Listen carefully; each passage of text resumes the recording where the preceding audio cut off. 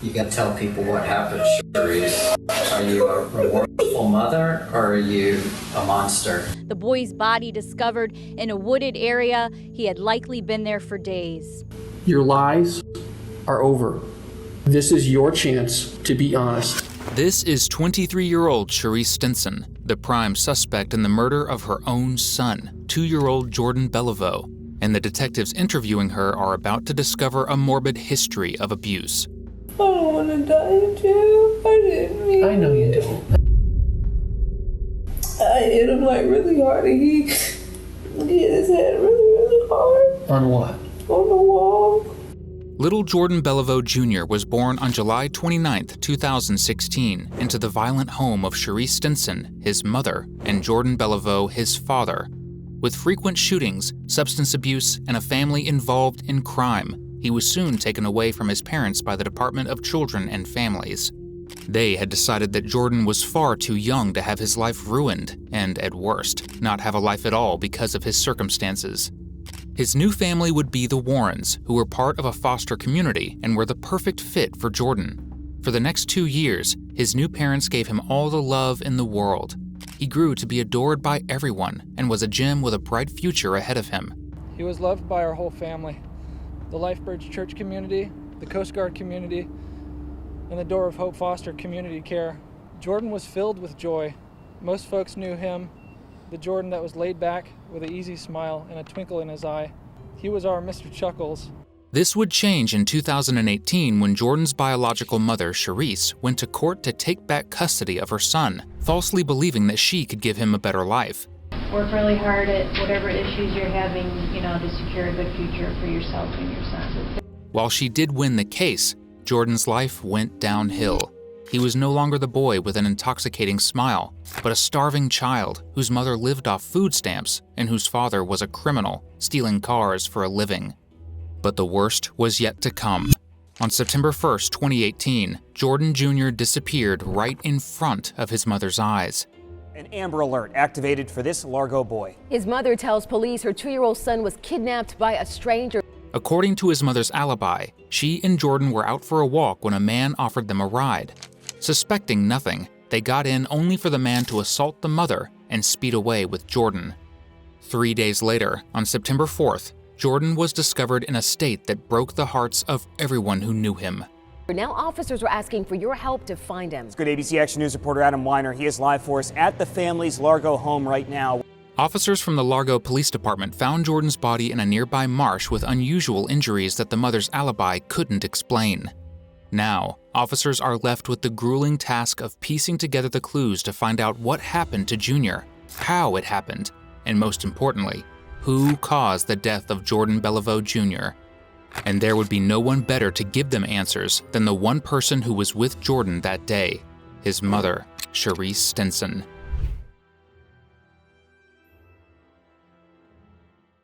Someone's with Jordan Sr. He knows. We've made sure that he knew as soon as we could get to him. What's that? I didn't hear what you said, Charisse. I've been trying to get you as fast as I could. It's okay. You needed a break today. When I met you at Madison Avenue this morning, it was clear. You needed a break. You asked for a break. I tried to give you some space, I told you if you want to come down and do the statement and we just write everything out, try and help us out, and you changed your mind, that's okay. I'm not mad at you for it. I told you I'm not going to get mad at you for anything in this, okay? That's still the case. I'm not going to get mad at you. It's not anybody's place here to judge you, no matter what happened, okay? And I mean that, okay? Can we sit up and we can talk? I want you to look at the map if we can, okay? I got a lot of stuff to go over with you whenever you're ready, okay? It's been a long day. It's been a busy day. We got a lot of answers today, okay? You're his mother. I want you to know what we've been doing. And I want you to know the outcomes and stuff of our work. You deserve to know. I know it's hard to function right now. What happened? We have to go through the map and some other things and whatnot. I want to explain how he was found and where. Where was he? Well, let's look at the map. Come on. You see Culver's marked? Mm-hmm. Your apartment's right here by Culver's, okay? Mm-hmm. Right there about, okay? Here are the Lafayette apartments. Mm-hmm. Okay. And yesterday we talked about it where we found this backpack. It is right here. Okay, that's the picture I showed you yesterday. Jordan Jr.'s body is found right here on Lake Avenue in the woods at the sports complex behind a fenced-in dumpster. He was in the water.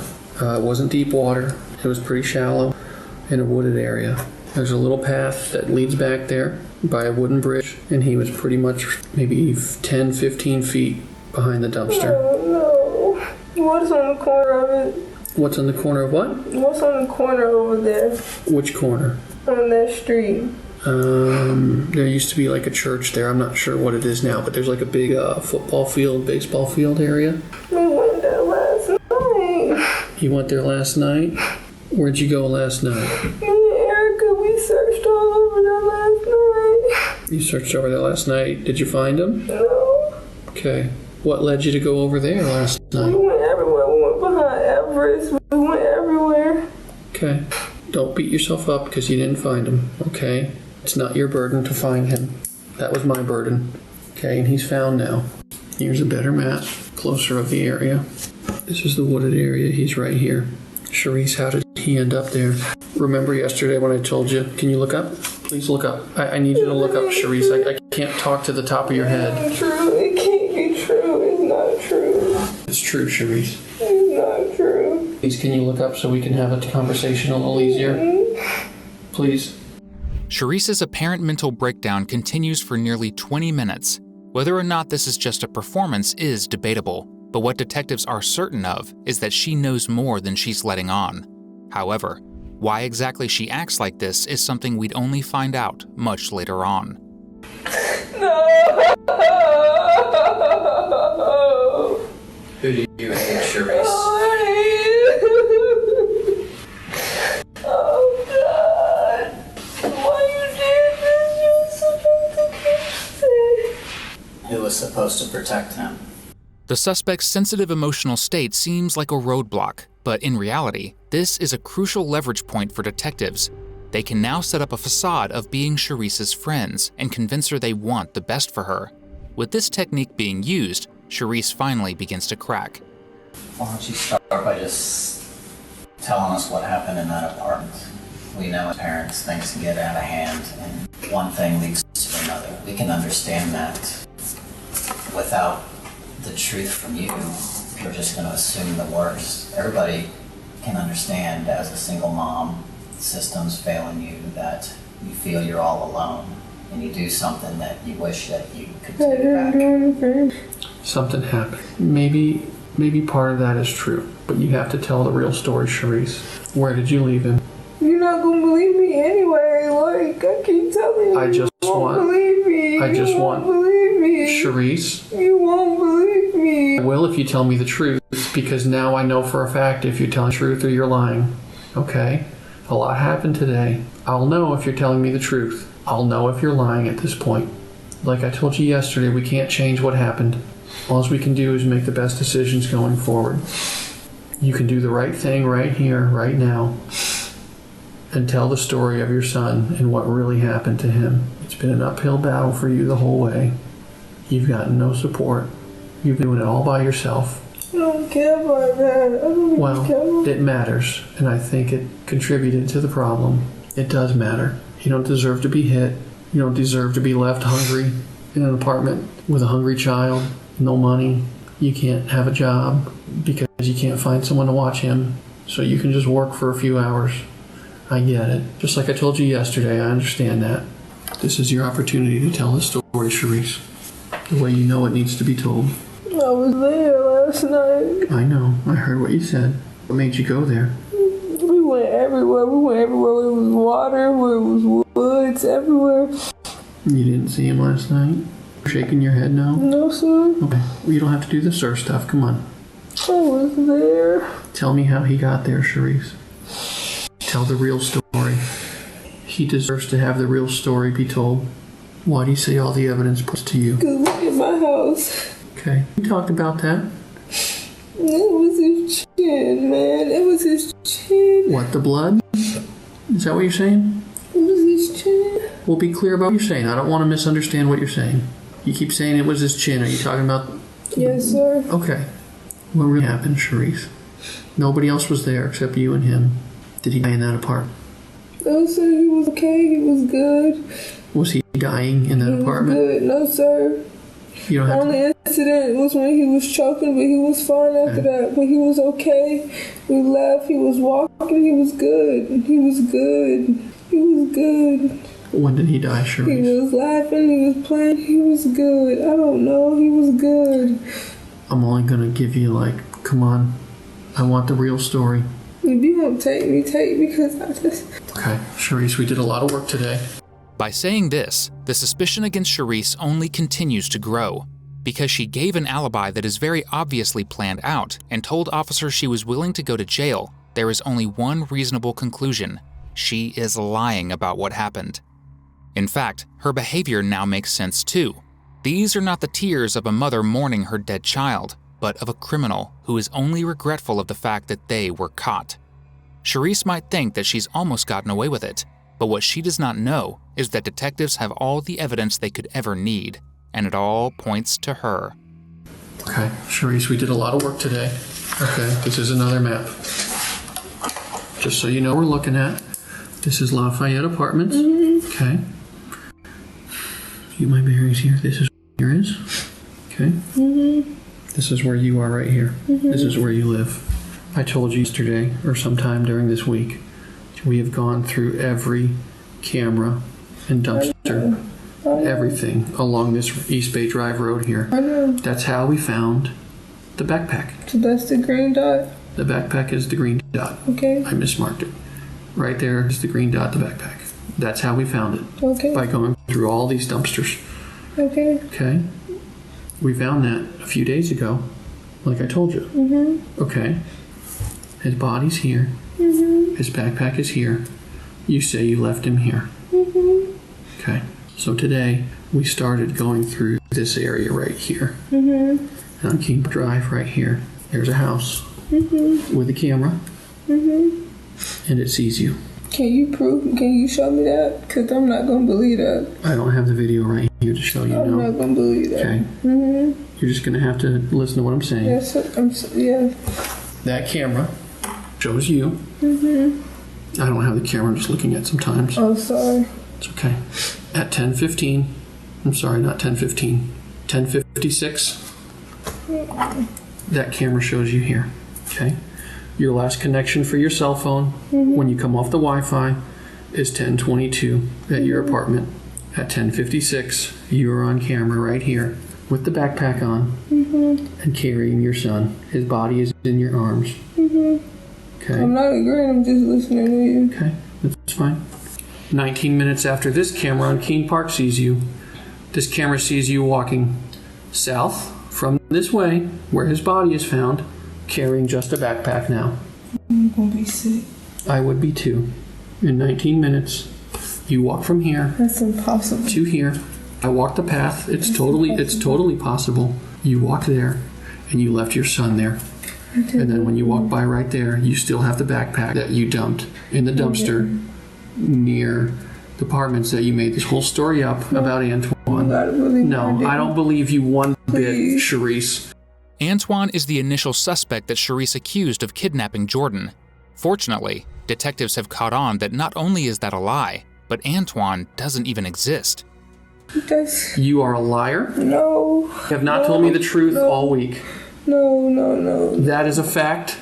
That is a fact. The fact is he's there and he's dead. The fact is you walked by, you left him there in the woods behind that dumpster. You left him there, and you carried his backpack, and you left it here. And you made all this shit up to make it look like you're not a monster. You are, because you don't even have the courage to tell your son's story. Something happened to him when you were responsible for him. I don't know if he was dead when you left him or if you just left him there in the woods all alone, dying. You didn't do anything but leave him. You left him there. You walked away from him. You went there last night to see if he was still there, and he was. I saw him with my own eyes. I found him with my group of people. We found him right where you left him, wearing the clothes, wearing the shoes. Your lies are over. This is your chance to be honest. It's all out on the table, Charisse. People will know this. People will know this story I just tell you. And you choose to do the right thing. Tell us what happened at the apartment that night, or that's how the story goes. He's not coming back. There he is.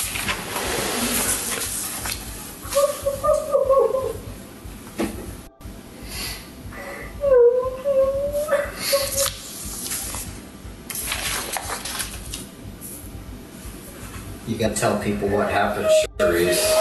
Are you a remorseful mother, or are you a monster, like they said? It's only one of the two. There's a reasonable explanation. It's something got out of hand, and something happened, or you just don't give a shit. And I'm starting to think it's number two. But boy, do I feel stupid, because I've been in your corner. What happened that made you panic? Tell us what happened. Make us understand. This isn't the first time we've seen a dead baby, but everybody has an explanation. People can understand. Give somebody something to feel so they can feel for you. There's a reason this happened, Charisse. People deserve to know. Something happened. Grandma deserves to know. Both grandmas. Your mother has never even met him. She deserves to hear the story. The real story. Jessica, who has done nothing but help you and try to be there for you. You owe her an explanation. You love Jordan Sr., but you also hate him. You owe him an explanation. He deserves to know. It's his son, too. And this is not fair to him, because he has to live the rest of his life knowing this. The injuries Jordan was found with were incredibly bizarre. A skull fracture, a leg fracture, and bleeding beneath his scalp, not to mention the fact that his entire body was covered in cuts. This was indicative that something had happened before the walk that Charisse and Jordan took on the evening of Saturday, September 1st. So while detectives know that Charisse is most likely the killer, they need to find out what happened before the two left their apartment. Something happened at the apartment, didn't it? He was okay when she brought us food. When was he not okay? At what point was he not okay? Well, he had the seizure on Friday night into Saturday morning, early Saturday morning, when you guys were in bed. So at what point, you said he was okay when you guys got up for the day. Mm-hmm. At what point was he not okay? We got dressed. About what time?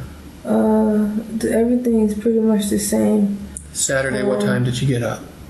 Saturday, I got up at 7 once when Jordan Sr. called me, and then I got up again. You fell back asleep? Mm-hmm. And then I got up again around 11. Okay. Got him up, brushed his teeth and stuff. Okay. And we were just chilling. At what point was he not okay? He was straight. Jessica brought us food. We ate. About 6 o'clock, right? Mm-hmm. Okay. That was the Burger King? Yes, sir. Okay. And he was still fine. I know it's tough. You're doing good. What happened where he wasn't fine? Took a shower, got dressed. I gave him a bath, got him dressed. He wasn't like the normal Jordan, but walking and stuff. What do you mean wasn't the normal? He was just acting really weird. His eyes was really weird. How were they weird? Were they back in his head? Were they back? Like, were they crossed? I don't know how to describe it. Like he wasn't all the way there, if that makes sense. Okay. Remember lethargic? We talked about lethargic yesterday. Like he's a little loopy, maybe. Mm-hmm. Okay. Was he using that leg that he hurt the night before? Remember he hurt his leg? He was limping bad then. He was limping bad Saturday night? Is that what we're talking about? Yes. Okay. Was his leg broken? I'm not sure. You were Googling it all night, so... Yeah, but he was limping pretty bad. Okay, so he wasn't walking real good. No, sir. Okay. We left the house, he was walking.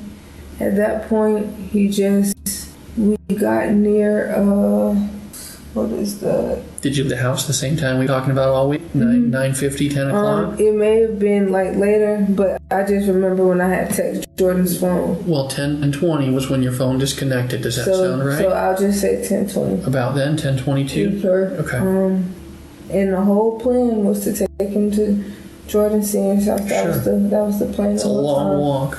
What path did you take? I'm gonna get there. Okay. Okay.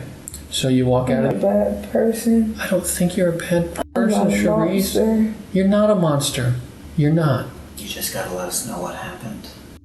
To put things into perspective, Charisse has completely switched up her story after her initial alibi about Antoine was discovered to be a lie.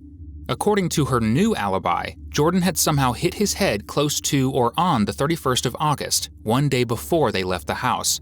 This resulted in him being sent into a seizure which would affect him for several days. The day after, on September 1st, while out for a walk with his mother, he fell to the ground and stopped breathing. It is quite convenient that even with this new alibi, she somehow still managed to minimize the blame on herself by making Jordan's cause of death accidental.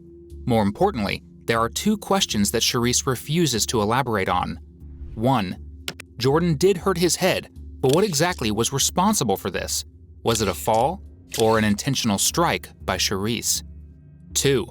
Even if his death is accidental, how did Jordan's body end up in the watery marsh? Is it possible that this was an attempt to prevent him from being found? Knowing her history of lies, if Charisse does not give a satisfactory answer to these questions, it can be concluded that this was a premeditated murder. Now she has a choice to make: be honest and end this interrogation, or desperately lie and make her situation worse. He left the apartment. You said he's walking a little bit, but I just want to clarify, like, the blood stuff has nothing to do with this incident. That's really from the chin? Because it's a lot of blood. Yes, sir. That has nothing. Okay. Nothing to do, and hopefully when they do the autopsy, like, they'll prove that. Yeah, I hope so too. Okay, it's fine. But that's when we got towards. We didn't get out the complex yet, and by, I'll say, before the Outback. Like by the office there? That's when he just passed out, like, and I just panicked. He just passed out? I could have called. Sure, but, you know. I don't know. It's okay. Where did you go when he passed out? So you passed out, like... Yeah, but he was still breathing. Yeah, well, but he was just... On that path between your apartment and East Bay that we took the other day? Mm-hmm. Passes out about in the middle there? Mm-hmm. Okay, so like right in here. Okay. I was going to get some help, but... Sure. We got past some apartments down there. Yep. And I sat him down, and at that point, he just wasn't breathing. Okay. He just wasn't breathing. But I could feel a pulse. And then we just sat there for a little bit. Like, I was like, June, come on. Yeah. And like, he was like, I'm not going to say he wasn't breathing. It was just real shallow, like? faint. So I picked him up. I could still hear him breathing a little bit in my ear, so I picked him up. And I just got really scared, so we walked. Okay, but I want to know how he hurt his head. I do not know how he hurt his head. Okay. I don't know. All I can tell you is I left. I came back. When I came back, he was gone. At that point... He was gone or he was dead? He was dead. And then you put him I left. in the water. I left, and actually I didn't put him in the water though. Where did you put him? I raised him up and I sat him over the fence. Was he still alive? I don't think so. I doubt it. How did you lose your shoe? I really don't freaking know how I lost my shoe. But I did have my shoe at Largo Park. You didn't have it on when you were there on the video? I don't know, so I must have lost it somewhere. Did you lose it back in the mud on back there? No, I never went back there. I'm scared of dirt and shit. You were scared of dirt, but you put him back there? I can see the path he took. I saw the shoe prints. I never went behind the fence. So what Over the fence? What part of the fence? Right, the dumpster there, over the chain link fence? The metal fence? Yeah. I never went over the fence. When you put him over the fence, where was the dumpster? I got behind the dumpster. Okay. And put him over the chain link fence. Why would you do that if he's still alive? Because or is he dead? I knew. I just told you. When he came back, he was cold. So did you move him in the water yesterday? No, my cousin Erica was with me yesterday. How did he get in the water? I have no idea. 10, 15 feet from the fence to the water. No matter how well prepared Charisse was for this interview, inconsistencies appear in her story as detectives ramp up the intensity of their questioning. How did his head get injured? He didn't fall. Let's start from there.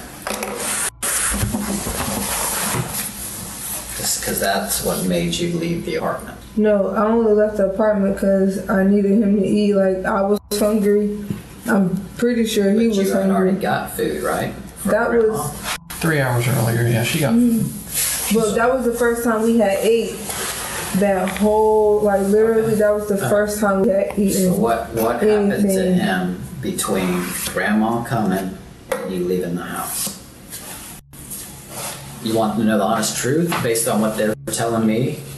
He is already severely injured, if not dead, before grandma comes in. It's over. Mm-hmm. The femur can support nearly 30 times an individual's weight, making it the longest, heaviest, and strongest bone in the body.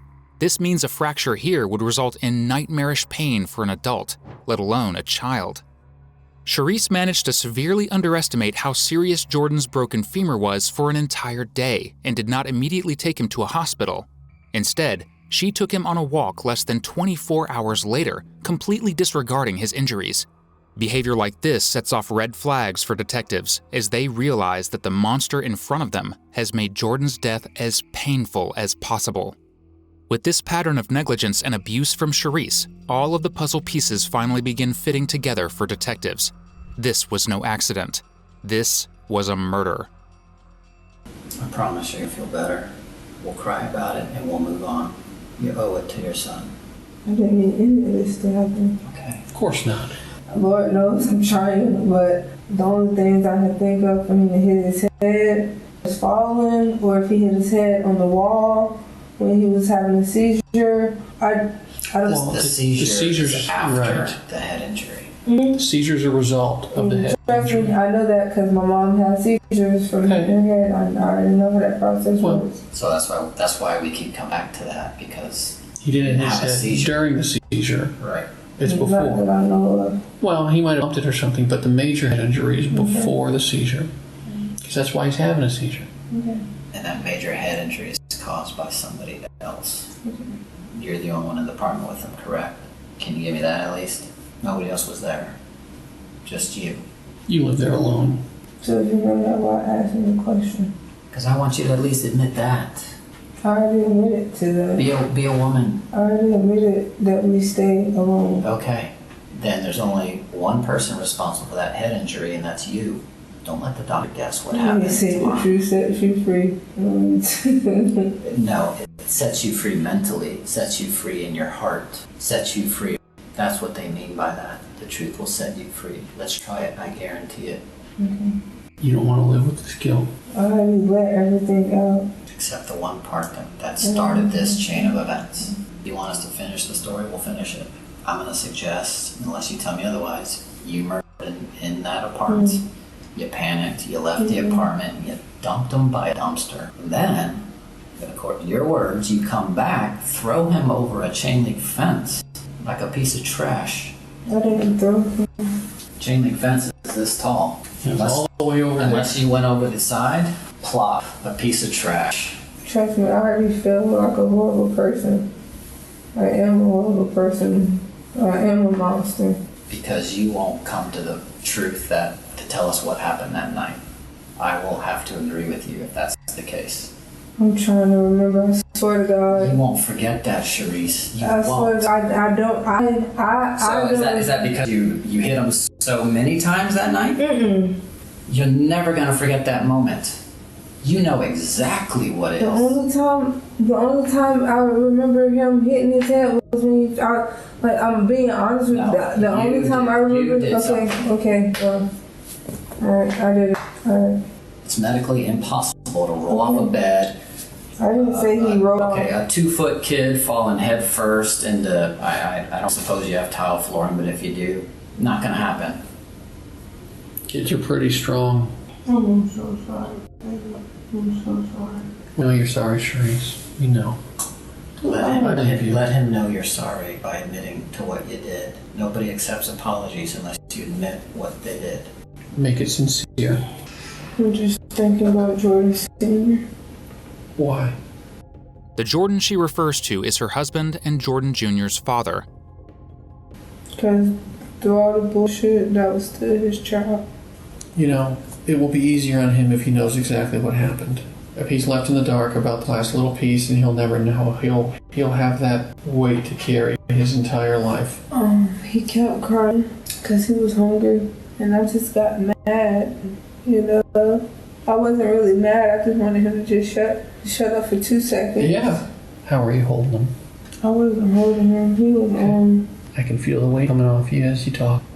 I'm a monster. You're not It's a not. monster. You had a moment in time. I've been trying since the beginning to let you know that it's okay. I don't want to die in jail. I didn't mean I know you don't. I know you don't. What happened when he wasn't getting any food? You just wanted him to stop crying. I'm just like, I hit him like really hard and he hit his head really hard. On what? On the wall. Which wall? The wall by our bed. Okay, when was he crying and he wouldn't stop? Because he still didn't eat. Like we ate that one time Friday. Okay, so this is after Grandma drops off food? No, she came Saturday. Oh, damn. I really can't remember the time, but I know he hit his head pretty hard on the wall. It's after the social worker comes? And Yeah. is it before the seizure at night? On Saturday night? Or Saturday morning? The social worker comes at about 8 o'clock on Friday. I want to say maybe this was after the social worker came. Right, because he was fine when they came. Mm-hmm. So Friday night, late night? Mm-hmm. Okay. And you said in the bedroom when you were in bed? Okay. You kind of did this. So you hit him with like the back of your hand? And he hit his head really, really hard. Like really Back of hard. his head. Yes, sir. What part of his head did you hit with your hand? I hit I hit the front of his face, like, but it was Like right really here? hard. How's he positioned in the bed? And how are you positioned? Your bed's in the corner of the I'm room. more up. This is the corner of your room and the bed's like that. Yeah, but say like we're on this side. Like, well, I'm Like gonna do it this way. Okay. This way. So this is the corner of your room back here? And he's closer to the window Okay. because I gotta sit like towards the end. Sure. Like when I'm up for my phone to charge. And your bed has a wall right behind it. Okay. And then I just. He was sitting up right there where my partner's sitting.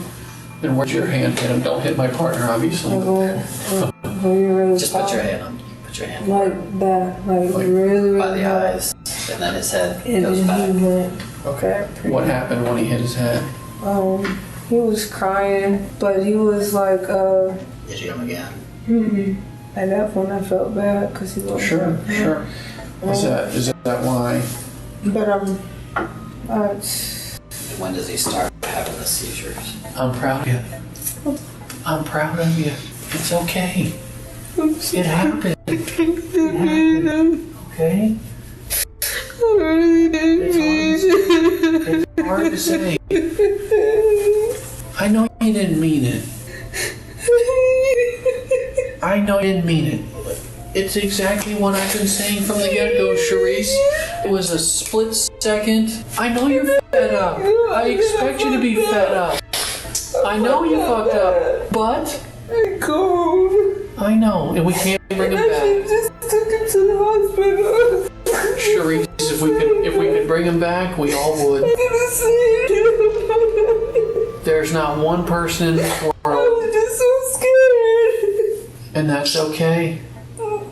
Hey, Charisse, I'm so sorry. I would have been scared too.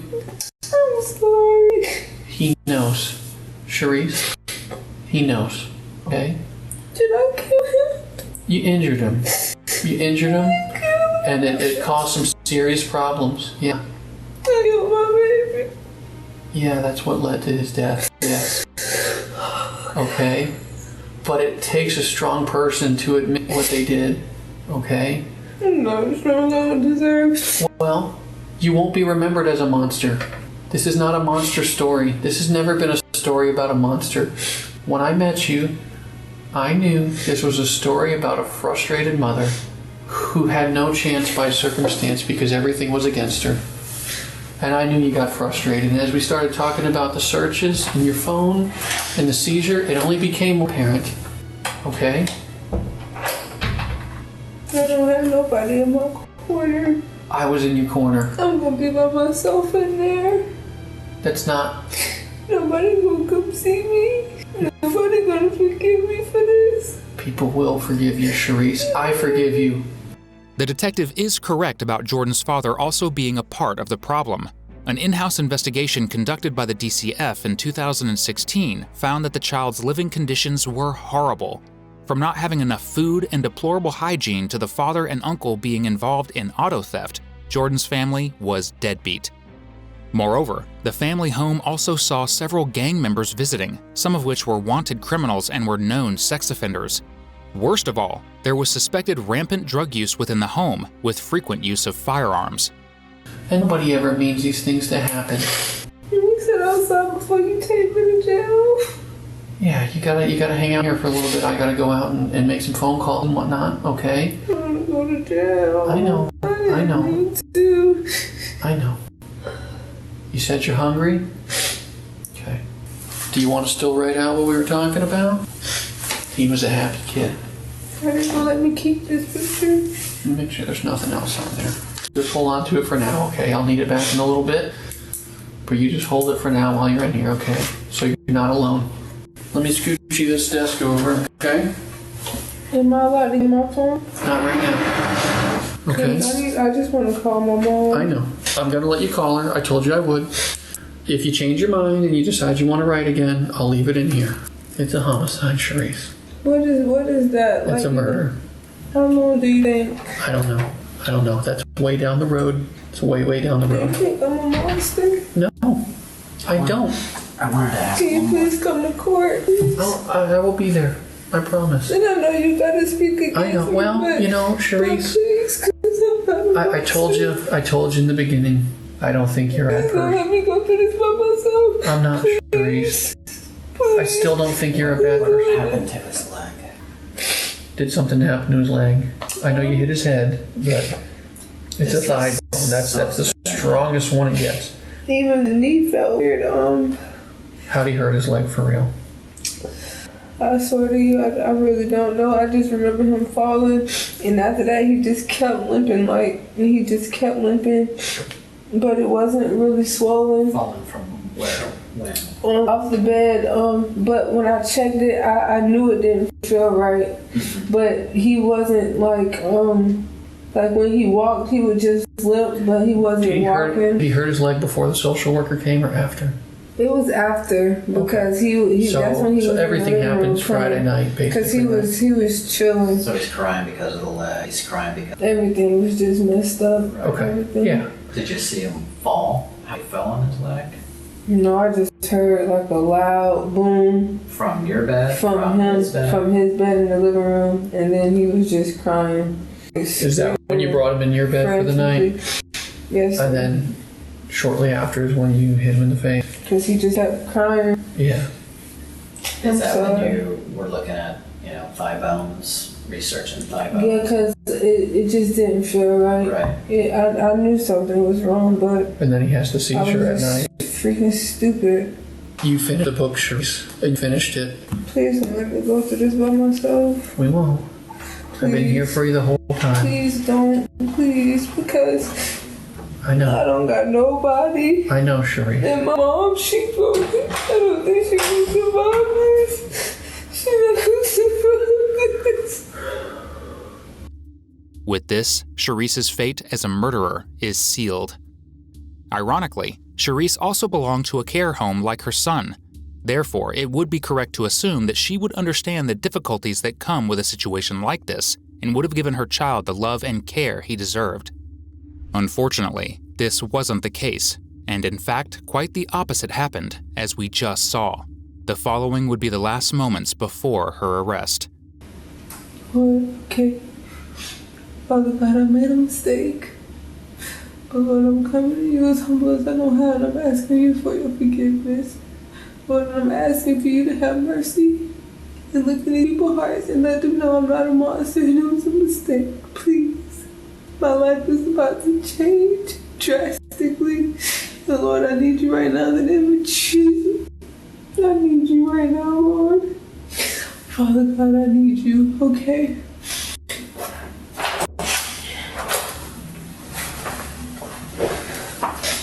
Yeah, you're welcome.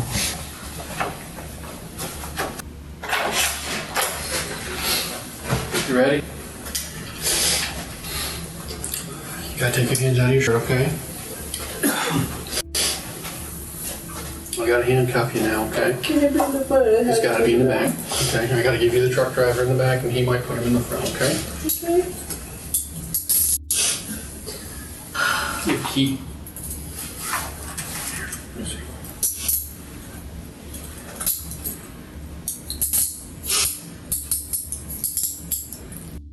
Months after this interrogation, Charisse gave birth to her daughter, Serenity, while she was in custody and awaiting her trial. With the family's history in mind, Serenity was placed into the foster care of the Warren family, the same ones who had raised Jordan. Additionally, in October 2020, 2 years after this incident, Charisse Stinson pleaded guilty to second-degree murder and was sentenced to 50 years in prison. She is now spending her time at Lowell Correctional Institution in Florida, where this interview of hers was recorded. It is a long time, but I will walk with my head held high. In this heartbreaking story, there is one silver lining. Jordan's death inspired the Jordan Bill in 2020, which increased the involvement of law enforcement and the funding to struggling families to stop tragedies like this from ever happening again. But there is one aspect of this case that remains very convoluted to this day. For a while, I was so angry and bitter before I came to jail. And now I'm free mentally. I may not be free physically, but I want my mom to know that I am free mentally. I am not held in bondage anymore, and that is the greatest gift that God has given me. And I thank my son for that. There are hints of Charisse believing that Jordan's death was a redemption event for her and that it was something that gave her a higher purpose in life.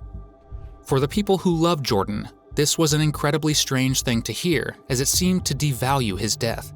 We would only get a deeper dive into Charisse's psyche when an exclusive interview was recorded with her in her jailhouse. Well, for the longest, I thought I was gonna get a life sentence. I thought I was gonna get life in prison. And then, I just literally found out Friday that they accepted my offer. So I didn't really have too much time to really, what's the word I'm looking for, absorb it. But I knew that I didn't want to do life in prison. And then I also was thinking, okay, well, what is justice gonna look like? In the eyes of the media, in my eyes, in the Belliveau's eyes, what is justice? Because we'll never be able to have him back. You know what I'm saying? So I had to really think of a number that was gonna please everybody and that was gonna look justifiable, So I don't know. I'm still trying to deal with it. Talk about what took you down that dark road that day. What was it? What can we all learn from the hell that you went through? It's really hard when you don't have support. When you don't have anybody, and I had nobody. It was just me and my son, and I was already pregnant, and I was suffering through postpartum depression from my previous pregnancy, and I didn't know what postpartum depression was because in Black households, they tend not to believe in suicide or depression and stuff like that, and it's wrong to even have that mindset, But I was going through a lot of depression. I didn't want to be here. So at the time, I didn't want to be here. So it was just I was just in a dark, I hated everything. I hated life, I hated myself. I didn't know how to love anybody. But I loved my son, and I'm so disappointed in myself because he did not deserve what happened to him at all. No child deserves that, And I pray to God that the Jordan law prevents this from happening. I pray my situation prevents this from happening. Because this is a tragedy, And I just really want people to see that you need unity, you need support, you need love, you need kindness. You need to be able to be hey, I need help. And somebody not judge you for needing help, so that's what I want people to just be more mindful and aware of what's going on with others, what's going around in the world today.